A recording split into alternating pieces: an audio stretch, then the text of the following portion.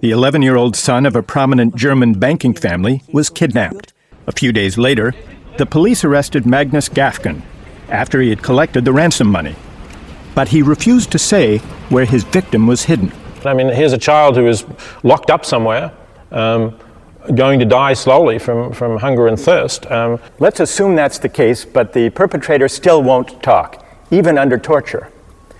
But he would talk if you tortured his 14-year-old daughter. Would you do it? What's the right thing to do? How do we resolve ethical dilemmas? How do we determine if an action is right or wrong? Enter Jeremy Bentham. Who's this? Who's he? He's a prominent English philosopher and the founder of the theory of utilitarianism. He argued that morality is not about being faithful to abstract moral rules, but rather it is about making the world as happy as possible. Bentham claims that it is the greatest happiness of the greatest number that is the measure of right and wrong. Oh, yes, indeed.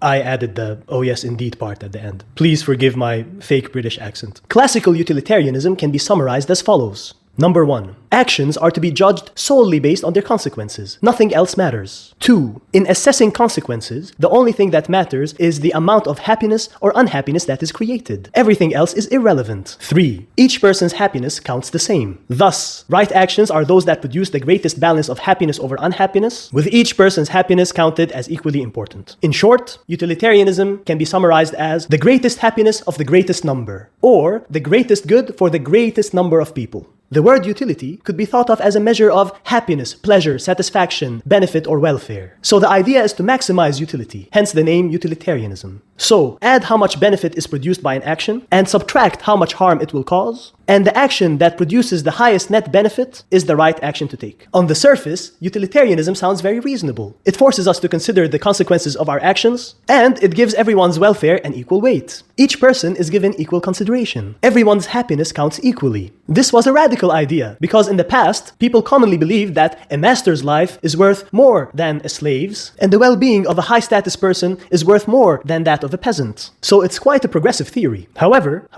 if you scrutinize utilitarianism, you will soon realize that this is number one bullshit. Here are some of the problems with utilitarianism. One major problem is that it doesn't respect individual rights. Consider the case of the peeping Tom. A young lady is changing her clothes in her bedroom, and a man is watching her undress through his binoculars while eating a bucket of fried chicken.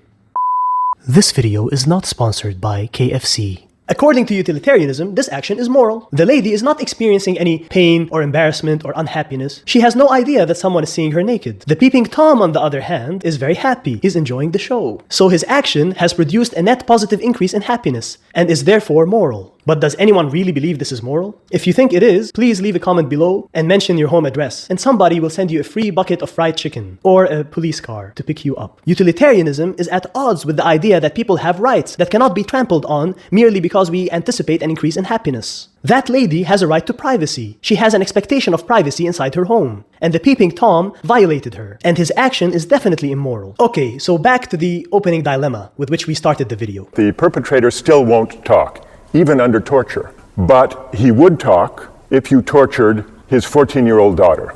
Would you do it? If it's simply the one-on-one case here, I would say no, because the child that you're torturing is just as innocent as the child who's dying. But if there are 10 children, then the right thing to do would be to torture one to save 10. Even an innocent girl. She's innocent, but so are the 10 innocent, of course. And it's a matter of numbers. And it's a matter of numbers in the end. That was Peter Singer. Who's this? Who's this guy?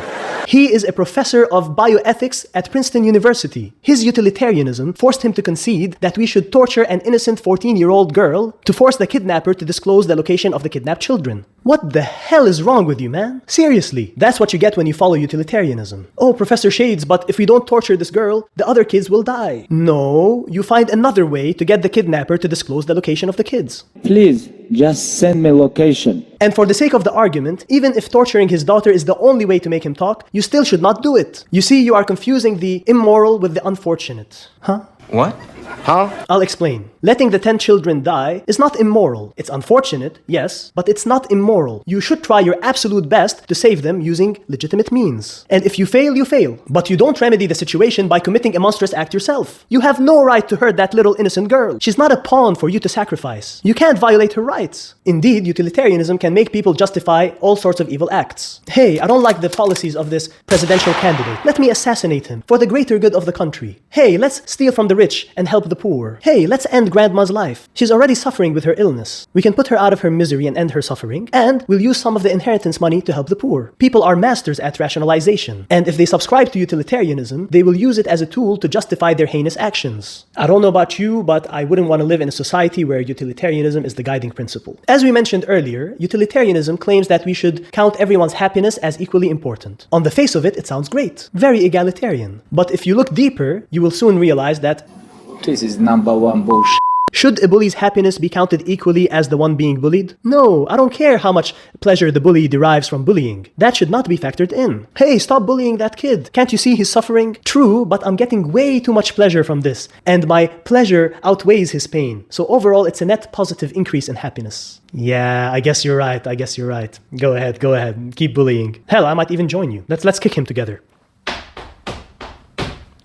Utilitarianism doesn't respect people's duty towards friends and family. If your son is drowning at one end of the pool, and 2 other kids are drowning on the other end, should you save the 2 children instead of your son because 2 lives are worth more than 1? If you do that, you're not a moral hero, you are the object of moral contempt. What kind of father are you? You know, people like you should not procreate. This video is not sponsored by Durex. There's a lot more to say about utilitarianism and its different versions. I actually had to cut out several points just to keep the video short. But let's discuss it and debate it further in the comment section below. Who's this? Who's he? Who's he? Who's this? This theory is #1 bullshit. Brother, please smash the like button.